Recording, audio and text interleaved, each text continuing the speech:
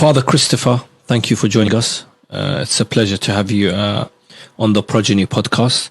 Considering you are a priest, what made you get into studying and lecturing about Islam? It started really with Fatima, Lady Fatima, because I was researching Hussein, and of course you have to then read about his mother. Yeah. And I was quite shocked that there's so much devotion to Fatima and so little written about her. She was a real person and played a fundamental role in the very start of the preaching of the Prophet.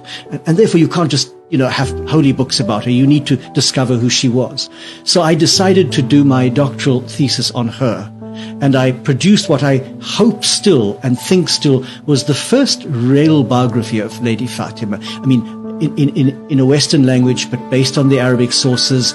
And your second book is on? So the second book is really, in a sense, a bit of a joke, in that there was a group of us in Rome, professors. All of us have doctorates in Arabic Islamic studies. So we were sitting around a table at lunch, basically complaining that the Muslim scholars are not writing about the women of Karbala, for example, substantial work. And we each decided that we would take a female figure and produce a proper biography. So, of course, I took Zainab. I said, oh, well, I know her mother. I'm going to now do her. None of the others were serious. So none of the others actually did anything. The book is called Half of My Heart because there was a lament that Zainab sung, I think, on the day of Karbala myself. Some of the historians put it later, but I think it was on that very day when she saw the body of her brother and his companions unburied. And she refers to him as half of my heart, her brother Hussein. And I thought, well, half of my heart was the Fatima book, and now this is the second half, the Zainab book. Now, I don't have any heart left, I suppose, but I'm certainly going to tackle other issues. But Zainab is an extraordinary woman, and like Hussein, transcends all religious, political barriers. She is a universal ideal. She intervenes a number of times, I think 3, on the battlefield. And she's described, so I mean, I go into quite a lot of detail because I'm very moved by this. She's described in the days leading up to Karbala as quite distressed. She hears the enemy army coming and she breaks down. She hears Al-Hussein making this lament about tomorrow so many will be dead, and she breaks down, saying that he's had a vision of his own grandfather saying, you are coming to us, and she breaks down. So she's quite frail and fragile on the eve of the battle. But on the day of the battle, there's a remarkable change, and even the Sunni authors record that she looked like the sun rising as she came out onto the battlefield. And 3 times she walks out of the women's tents right into the middle of the fighting, one to intervene when her nephew is killed. So Ali, the oldest of Hussein's sons, he's killed.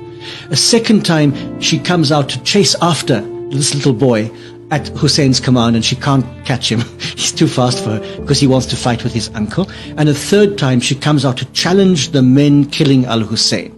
And it's this famous challenge where somebody as terrible as Umar bin Sa'd turns away and weeps because he's challenged by her and he knows that he's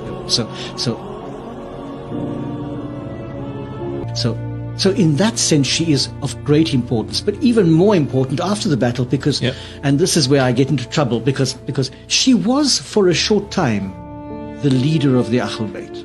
There's no doubt about that. Young Ali bin al-Hussein was much too sick to function immediately after the battle, and his life, in fact, is saved twice.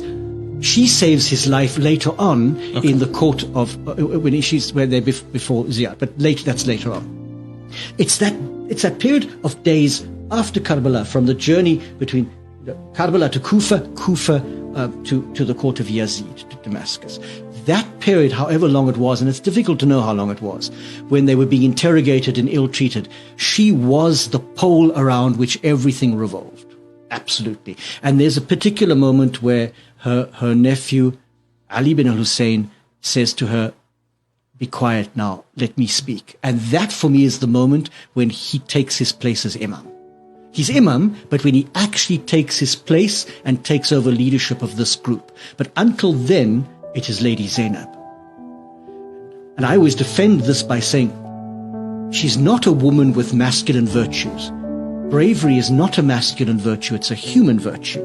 So we don't want to say she was as good as a man. That's a terrible thing for me. She was an extraordinarily powerful woman who betrayed all the great virtues, by betrayed I mean showed forth all the great virtues that are equally right in women as in men. Bravery, courage, the ability to speak with great articulation against injustice. And in a sense, she functioned as the leader of the House of Islam. Now, I mean, of the Ahl